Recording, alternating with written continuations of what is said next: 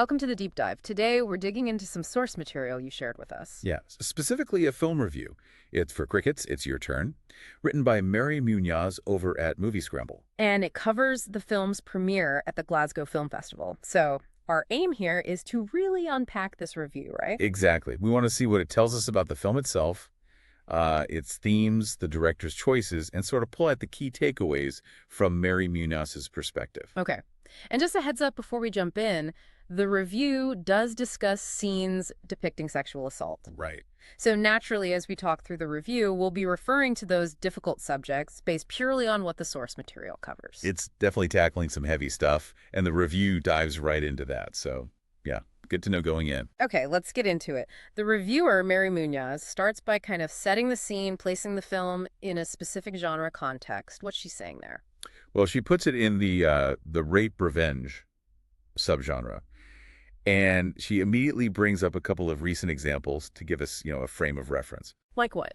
Like Coralie Fargate's Revenge and Emerald Fennell's Promising Young Woman. Right, okay. Big films in that space recently. Yeah, and she points out that those films were notable for giving the victims real agency, anger, letting them fight back powerfully. So that comparison sets up her first big observation about this film, Crickets, It's Your Turn, which is written and directed by Olga Kuratko. How does it stack up in comparison? Well, straight off, she calls it far more subdued. Subdued, okay. And she also notes it's curiously short on the revenge front.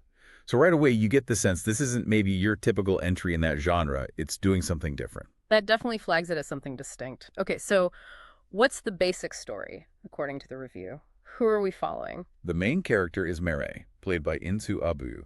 She's an aspiring photographer. Okay. She meets a guy, Nerlin, that's Ian Batterbeck, and after just one date, she gets invited to this birthday weekend. One date. Okay. It's for Nerlin's friend, Bahit, played by Arnur Kusangason, and it's out at some remote cabin. And the reviewer mentions some specific details about the cabin, things on the wall. Right, yeah. Portraits of Donald Trump and Elon Musk. Oh. Little details, but they, paint a picture. Definitely adds a certain flavor. And she also mentions that Bahit, the birthday boy, has also invited 3 sex workers for the weekend. Okay. And the reviewer feels this whole setup immediately tells you something about the men. Pretty much, yeah. She says it exposes their odious attitudes towards women right from the get-go. Sets up the central conflict, really. Gotcha. So that's the premise. What about the execution, her initial thoughts? She says it takes a bit to get going. She does, yeah. She says it does take a little while to get into. And part of that, she thinks, is down to this stylistic choice. These cutaways. Cutaways? To what?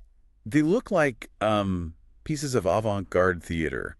Sort of jarring, maybe, at first. Okay, but they're explained. They're not just random. No. The review explains they're actually Mireille's daydreams. They happen whenever she sees or hears something, harmful or shocking. Ah, okay, like a coping mechanism visualized. Exactly. And the reviewer points out, significantly, that the director uses one of these daydreams in place of Mary's assault, which she describes as mercifully handled that way. Okay. Anything else about the start? Dialogue. Characters. Yeah, she felt some of the early dialogue feels a little stilted whilst characters are being established. A bit awkward, maybe. Kind of, yeah. Yeah. And her take on the early characterizations, most of the men are just boorish and misogynistic. Right. Mary herself is set up as quirky and aloof, but the reviewer felt that doesn't quite land initially. Doesn't quite land. Okay. And there's another guy, Sergei, played by Alexander Kavan, who apparently tries it on with Mireille but comes across as an absolute non-threat. So a mix of impressions at the start. So a bit of a slow burn maybe with some distinct style choices and character intros that take a moment, but then she says the film finds its rhythm. It does, yeah. She says this is where the director, Olga Kuratko, really starts using the camera with intensity. Intensity? How so? She mentioned the cabin walls. Yeah. She describes the camera work, making the cabin walls appear to close in on Mireille, really dialing up that feeling of claustrophobia, of being trapped. Okay, that sounds effective.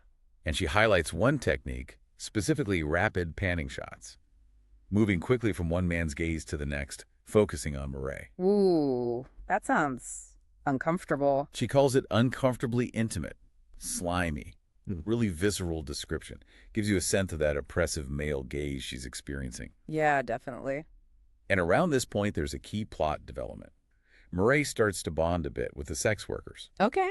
And she actually encourages them to leave the cabin, to get out of there. Which, reading between the lines of the review, doesn't go down well with the host, Bahait. Not at all. The review says this action seals her fate with a furious Bahai. Right. Things escalate from there, I take it. Big time. Murray ends up escaping the cabin on foot. And the men, they quickly get together, decide on a shared story, cover their tracks. Before going after her. Exactly. They pursue her out into the woods. And the chase itself, the review mentions it gets pretty dangerous. Oh, yeah. She uses phrases like flesh wounds, near misses, and outright assaults. It sounds like the threat level keeps rising as she's trying to survive out there. Okay, so we have this intense buildup, this fight for survival. But this seems to be where the review finds its main point of contention, its biggest disappointment, particularly with Nerlin. Yeah, this moment seems absolutely crucial to her reading of the film. It's after Murray has been assaulted. Nerlin finds her, and his first question is, well, it's devastating. What does he ask? He asks, "You didn't resist, did you?" Wow, okay. And the review notes Murray's immediate reaction is physical. She hits him square in the forehead with a wooden beam she's carrying. Can't blame her. But that question, it signals a major shift, doesn't it? Away from what you might expect in this genre. Absolutely. The reviewer explicitly points to the lack of violence that marks Crickets out from other rape revenge films. Meaning Murray doesn't really get that violent catharsis? Right. There's the distinct lack of bloodshed, even though she's literally fighting for her life. It avoids that expected trajectory. And instead of her gaining power or control back through, revenge, what happens? Well, this is the part the reviewer found really frustrating. She says Murray is somehow coaxed by Nerlin into handing over her weapon and therefore her agency. Giving up her weapon after everything. Yeah. It's like she loses that power again right when you think she might consolidate it. It sounds incredibly disempowering. So how does the reviewer see the film ending then, after that moment? She interprets the conclusion as Murray basically being treated as a nuisance. The nuisance. Yeah. By the men, she's just something to silence and ignore. Their perspective is simply that it was a story of a birthday weekend gone wrong. No accountability. None. The reviewer's sharp takeaway is there are no lessons learned by the perpetrators. And the impact of that kind of ending for the character, for the audience. Well, for Mary Munoz, it completely deprives both Murray and the viewer of any sense of justice or satisfaction. That catharsis you might anticipate just isn't there. Does she speculate on why the filmmaker made that choice? She does wonder if maybe it's meant as a commentary on reality. How actual rape cases are often mishandled, how victims are silenced, how perpetrators face no consequences. Sort of bleak realism? Potentially. But even acknowledging that possibility, the reviewer admits she personally found the ending more than a little deflating. Deflating is a strong word after such an intense setup. It really captures that sense of disappointment. But despite this core criticism of the narrative arc, she did have good things to say about the acting. Oh, definitely. She calls the performances good and very credible across the board. Anyone stand out in particular for her? She highlights three main actors. Inzu Abu, who plays Murray, is described as strong and resourceful. Okay. And the reviewer also praises her for perfecting an emotionally damaged stare, capturing that trauma. Right. Who else? Arnur Kusangazin, who plays the main antagonist, Bahait, apparently embodies smug and sleazy. Sounds like he nailed the villain role. Okay. And then there's Ayan Beiderbecke as Nerlin, the guy Murray initially dates. The reviewer calls him the biggest surprise. Oh. Why's that? Because his boy band good looks belie attitudes that aren't all that different from his circle of friends. That's sort of hidden complicity, maybe. Interesting. So the performances really kept her invested, even when she disagreed with the story choices. Seems so. She says those three actors in particular keep you engaged throughout. The review also touches on the film's context a bit, right? Something about Kazakhstani cinema. Yeah, she mentions this is actually the first piece of Kazakhstani cinema she's personally watched. Okay. And she expresses real appreciation for seeing another female writer-director tackling the taboo subjects that no one else will. So acknowledging the importance of that representation and subject matter focus. That's a good point. And she also notes its festival status. Right, that Crickets, It's Your Turn is actually up for the Audience Award at the Glasgow Film Festival. Which is interesting given how challenging and potentially divisive the review suggests it is. Definitely. It suggests it's making an impact one way or another. And speaking of impact, she sums up her own personal reaction after watching it with three pretty powerful words. What are they? Repulsed, fearful, and exasperated. Wow. Repulsed, fearful, and exasperated. Those are definitely not feelings you forget easily. It really underlines how affecting the film must be, even if it's in uncomfortable ways. Absolutely. It sounds like, from her perspective, the film succeeds in creating atmosphere and eliciting strong emotion, and the acting is commendable. Right.